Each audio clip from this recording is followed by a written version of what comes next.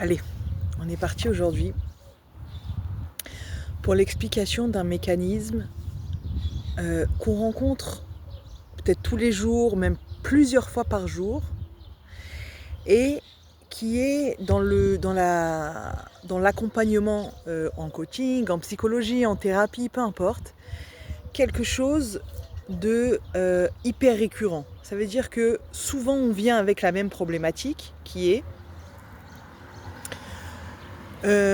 voilà, j'ai des projets, j'ai envie d'avancer, j'ai envie de changer ma relation, j'ai envie de changer de travail, j'ai envie de 3 petits points, tout ce que vous pouvez mettre derrière, mais je bloque, mais ça bloque.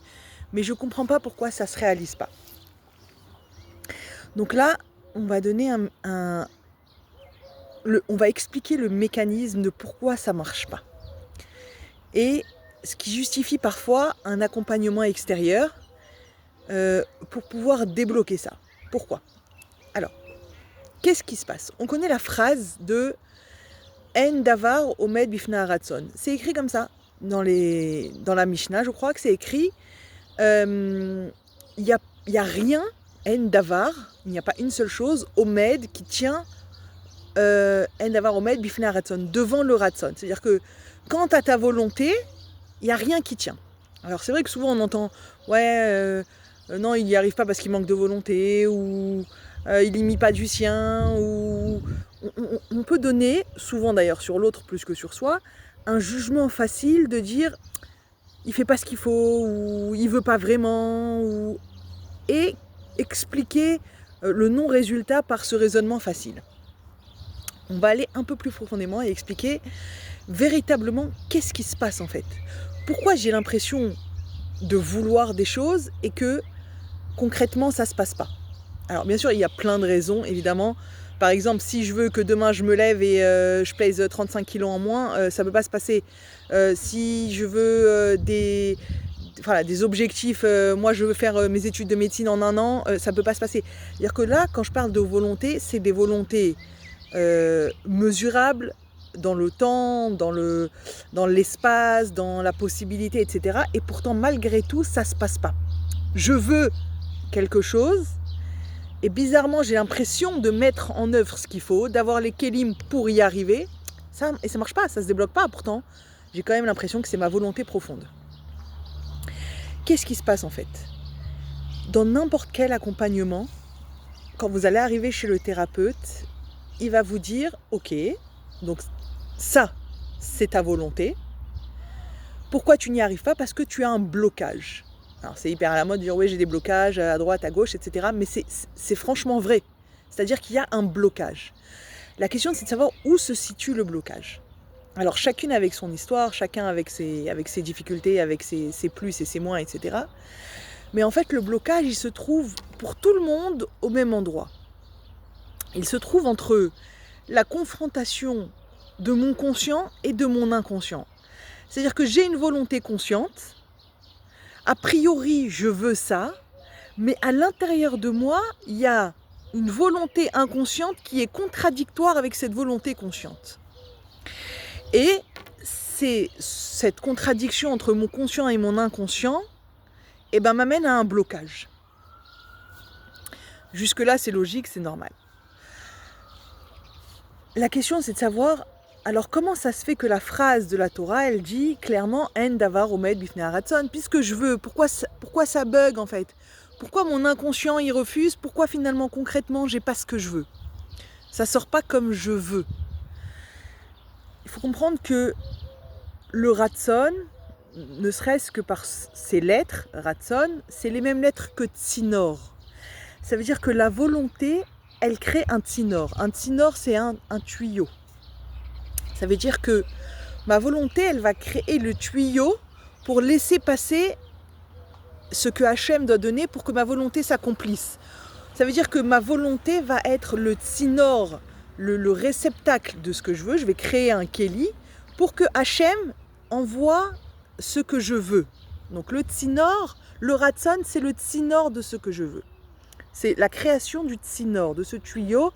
Quand j'ai une volonté, quand par exemple je veux m'améliorer sur tel ou tel mida, je vais créer profondément ce Kéli, donc cette capacité à, et Hachem, il va envoyer l'énergie qu'il faut nécessaire pour arriver à ce résultat.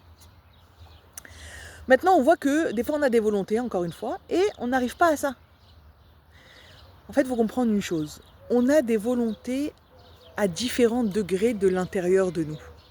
C'est-à-dire que j'ai une volonté extérieure, a priori, et à l'intérieur de moi, dans les parties de mon subconscient, inconscient et tout ce qui est de plus profond en moi, j'ai d'autres volontés qui ne sont pas forcément connues de moi-même, puisqu'elles sont dans l'inconscient, et qui finalement, c'est elles qui se réalisent. Ça veut dire, en deux mots, évidemment que en davar omed bifna ratson. Le problème, c'est de quel ratson on parle. On parle de ton ratson le plus profond qui est à l'intérieur de toi.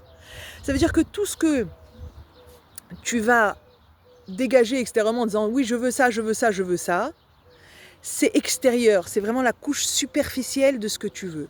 Ce qui va se réaliser dans le concret, c'est ce que tu veux profondément. Ce que ton inconscient, il indique profondément. C'est pour ça que souvent, on n'arrive pas à ce que l'on veut. Parce qu'en fait, on n'a pas été intégrer profondément ce que l'on veut au point d'aller débloquer et accorder et aligner notre conscient et notre inconscient. C'est-à-dire que pour arriver à une volonté concrète et à réaliser ce que je veux, il faut que mon conscient et mon inconscient soient alignés, soient OK, soient d'accord. Et c'est là où ça bug. C'est que souvent, on veut, ou on souhaite plutôt, et l'inconscient, il veut profondément. Et c'est ça qui sort. Donc quand on veut quelque chose profondément, quand on y tient profondément, alors on va faire un travail sur soi pour aligner mon conscient et mon inconscient. Si je vois que ça ne marche pas, si je vois que ça ne se réalise pas, si je vois que ça ne se concrétise pas, c'est que mon inconscient, il tire de l'autre côté. Il m'empêche, il bloque ma volonté extérieure, ma volonté consciente. Alors évidemment, l'inconscient, il n'est pas là pour nous détruire, il est là pour nous protéger. C'est un système de protection, c'est un système de croyance que l'on s'est fait suite à une éducation, suite à nos expériences, suite à tout ce qu'on a vécu. Ça, c'est l'inconscient, c'est tout ce qu'il a emmagasiné comme expérience, aussi bien bonne que moins bonne, et qui a créé ces mécanismes de choix et de réflexion pour protéger, pour nous protéger. Et en fait, souvent, on arrive à un stade où on n'a plus besoin de ces protections. On a dépassé ça. Mais l'inconscient, il est encore gravé de toutes ces mémoires. Donc, il a besoin d'aide pour effacer tout ça, pour vider, pour faire un reset de cette partie de l'inconscient qui est encore là installée en moi pour me protéger. Et c'est ça qu'on appelle débloquer ces blocages dans la vie de tous les jours qui nous empêchent d'avancer. Et ça, c'est un secret fondamental. Ça veut dire qu'on peut, tout le monde parle de motivation, de petits pas, et finalement ça ne tient pas sur la longueur. C'est pas parce qu'on ne veut pas, c'est pas parce qu'on est nul, ou c'est pas parce que c'est mon caractère, je vais jamais au bout, parce que non, c'est parce qu'au fond il y a quelque chose qui te bloque, un mécanisme de protection que ton inconscient il a mis par-dessus tout pour éviter que tu aies mal, ou que tu te prennes un mur, ou que tu te prennes une déception encore, ou que tu te prennes... Peu importe. C'est quelque chose de protection qui est bien plus fort, ça veut dire qu'il vient vraiment de l'intérieur de toi-même, donc qui est en fait une volonté profonde de toi inconsciente de devoir te protéger. Et ça ne fait pas le poids avec je souhaite faire ça ou je souhaite faire ça. Ça ne fait pas le poids en fait. Parce que ta volonté profonde, celle qui va se réaliser, c'est celle qui est profondément ancrée dans ton inconscient, dans ce que tu as vécu, etc. Et tout notre travail, c'est justement chaque jour de faire une mise à jour de ce qu'on peut se débarrasser des traumatismes, des blocages, etc. pour réaligner un maximum notre conscient et notre inconscient pour pouvoir avancer. Évidemment, de là, ça c'est, je pense, 40% d'une thérapie. Si on arrive à prendre conscience de ça, c'est vraiment quelque chose qui nous empêche d'avancer. Évidemment, souvent on a besoin d'un accompagnement extérieur parce qu'on a du mal à se voir soi-même. On a du mal, on a appris tellement des réflexes qui sont devenus une partie de nous-mêmes, de protection, etc. Et donc on les a pris comme acquis. C'est notre mécanisme de vie, moi je vis comme ça. Et parfois non, c'est pas ton mécanisme de vie, c'était juste un mécanisme de protection que tu as eu besoin à un certain moment de ta vie et qu'aujourd'hui tu as dépassé et que tu peux mettre ça de côté et grandir. C'est juste ça parfois.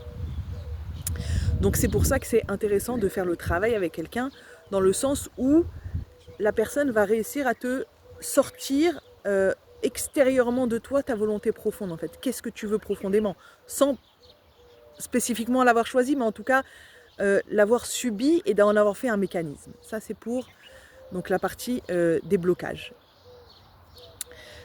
Je viens ici parce que, enfin, je veux donner suite à ça en mettant un point sur quelque chose d'important. C'est que tous ces mécanismes qu'on a emmagasinés nous amènent forcément à...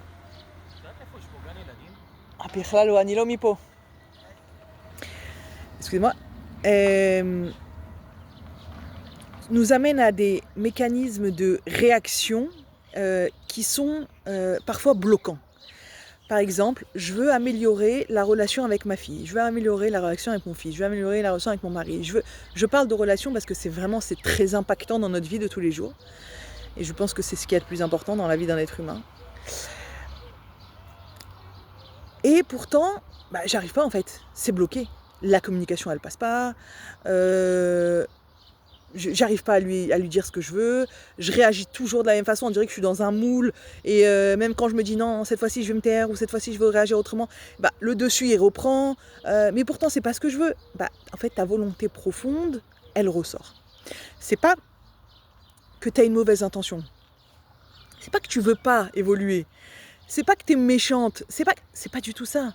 C'est juste que ce mécanisme de protection, il reprend tout de suite le dessus sans que toi t'aies cette main dessus en fait, cette capacité à. C'est très difficile d'avoir la main sur soi-même quand on a des mécanismes déjà hyper installés.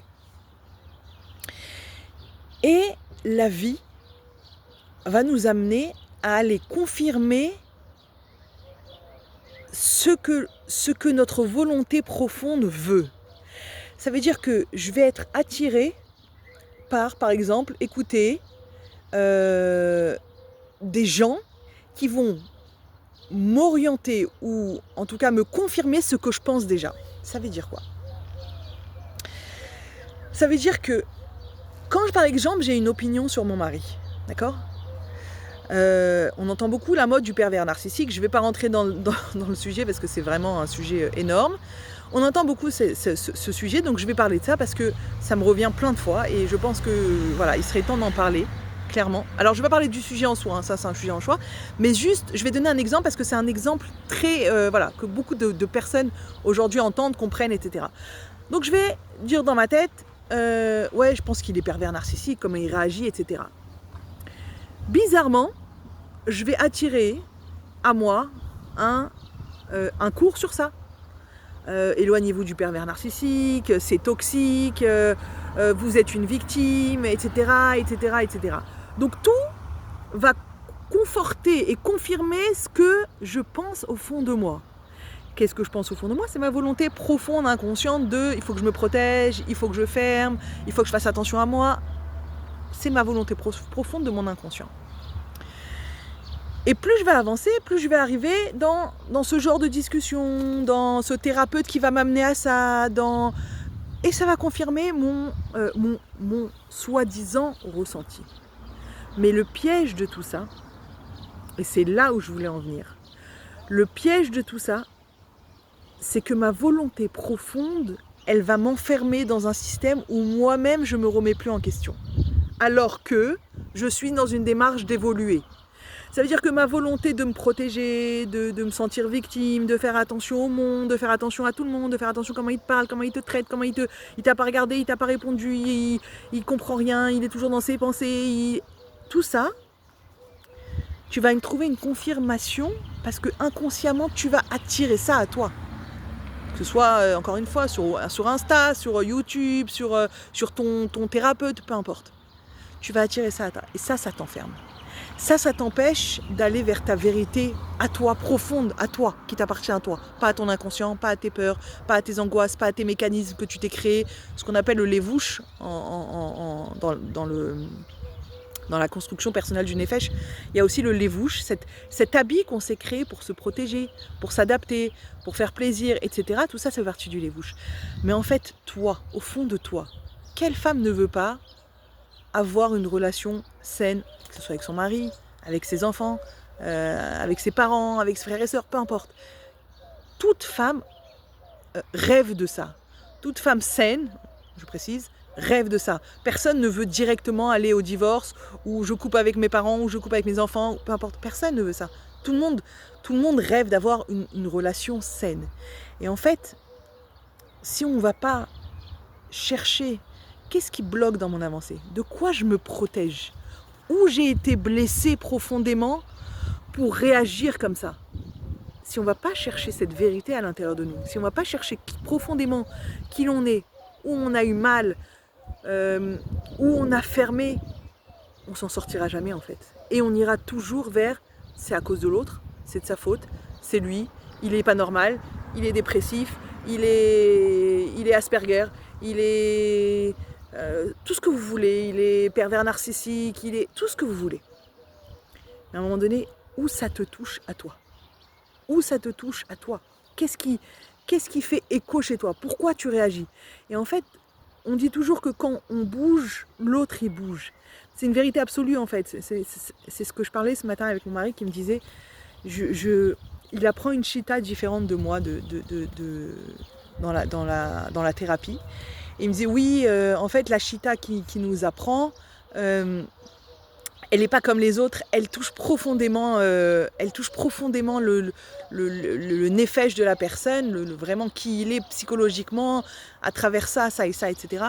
Et je lui dis, regarde, en fait, tout le monde pense que sa chita, et c'est normal, heureusement, tout le monde pense que sa chita, c'est le résultat, c'est sûr, c'est la solution, c'est normal, en fait. Heureusement qu'on est convaincu de ce qu'on fait. Mais ça va être adapté à chacun. Chacun, dans sa mission, il a besoin de rencontrer telle ou telle chita par telle ou telle personne pour arriver à là. Parce qu'il n'y a pas que le travail du patient, il y a le travail aussi du thérapeute lui-même, qui lui-même passe un ta'alir et un tikkun à travers le fait qu'il reçoit tel ou tel patient.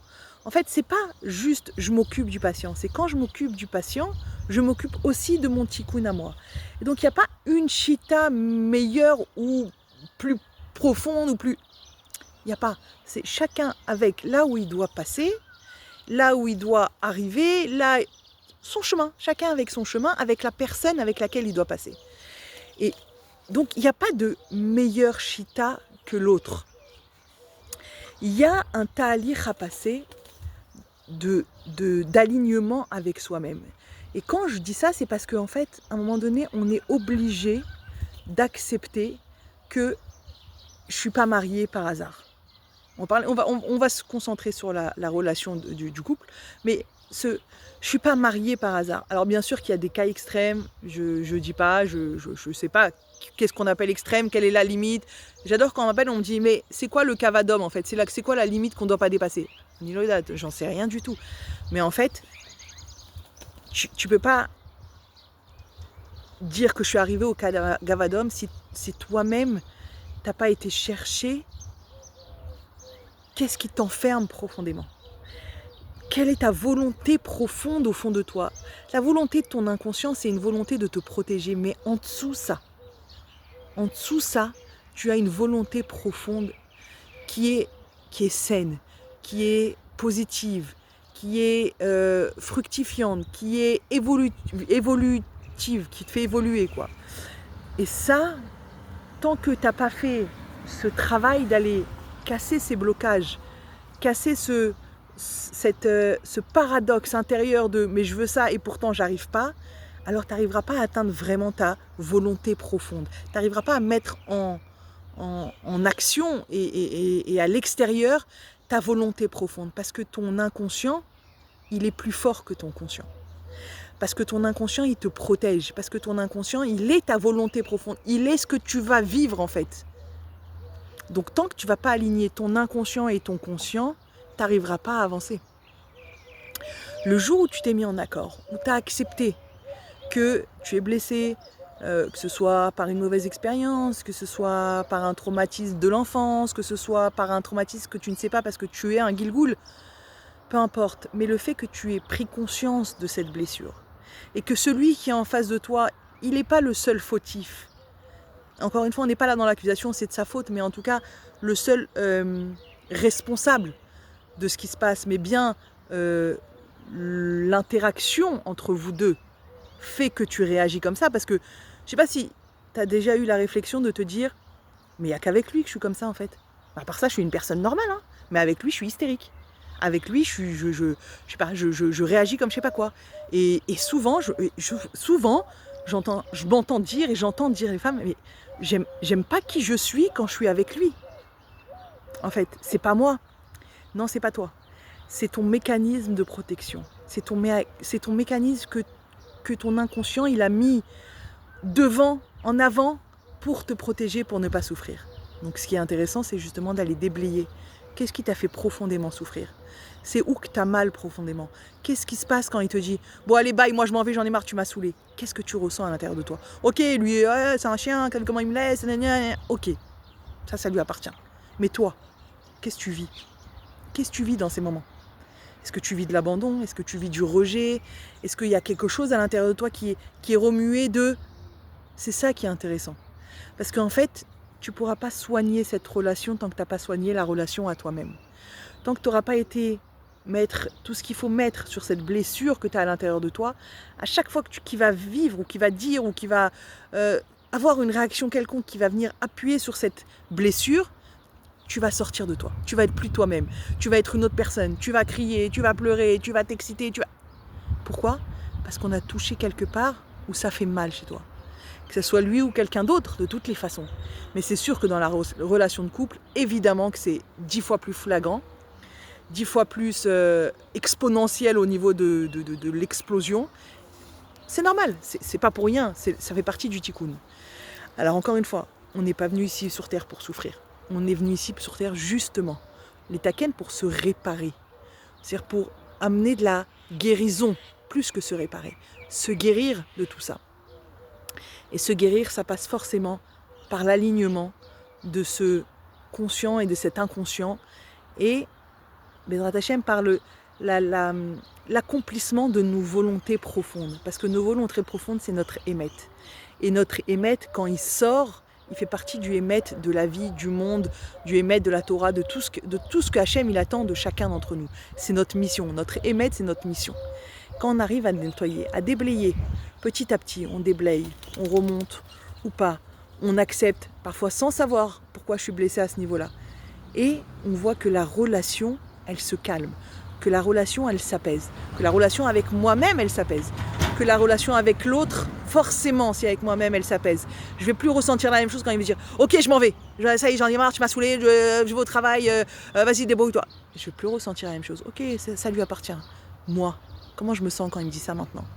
Et c'est à ce niveau-là qu'il y a un travail à faire. C'est à ce niveau-là de moi avec moi-même, comment je sens, comment je me ressens, qu'est-ce que je vis à l'intérieur de moi.